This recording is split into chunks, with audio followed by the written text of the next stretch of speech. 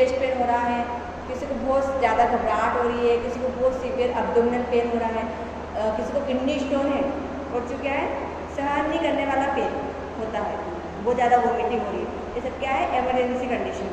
कहीं पेशेंट का एक्सीडेंट हो गया, रोड ट्रैफिक एक्सीडेंट, गिर गया, सिर के पर चोट लगी है बहुत ज़्यादा, सिर फूट गया है, तो क्या एमरजेंसी है, तुरंत आपको क्या करना है हॉस्पिटल लेना है और पेशेंट को एडमिट करना होता है, उनको सारी एमरजेंसी सर्विसेज मिलना चाहिए।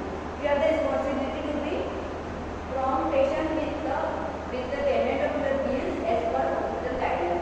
हॉस्पिटल गाइडलाइंस के अकॉर्डिंग पेशेंट को सारा बिलिंग होना चाहिए।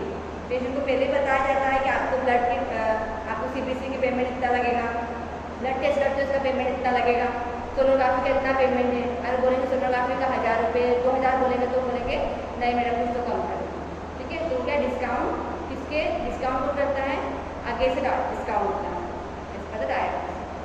जब अगर पेशेंट की बहुत ज़्यादा प्रॉब्लम है, मतलब फाइनेंशियल इशू बहुत ज़्यादा है, तो वो बिलिंग के अकॉर्डिंग करते हैं। बाकी जो हॉस्पिटल गाइडलाइंस के अकॉर्डिंग पेशेंट का जो बिलिंग होता है, sign the informed consent from date required with the treatment. Informed consent होते हैं जो सारे कंसर्न इन्फॉर्म किए जाते हैं। सर्जरी है तो सर्जरी कंसर्न होगा, बेहोश करते हैं तो बेहोश करने वाले कंसर्न है, रिस्ट्रेन है पेशेंट को बांध के रख रहे हैं तो उसके लिए कंसर्न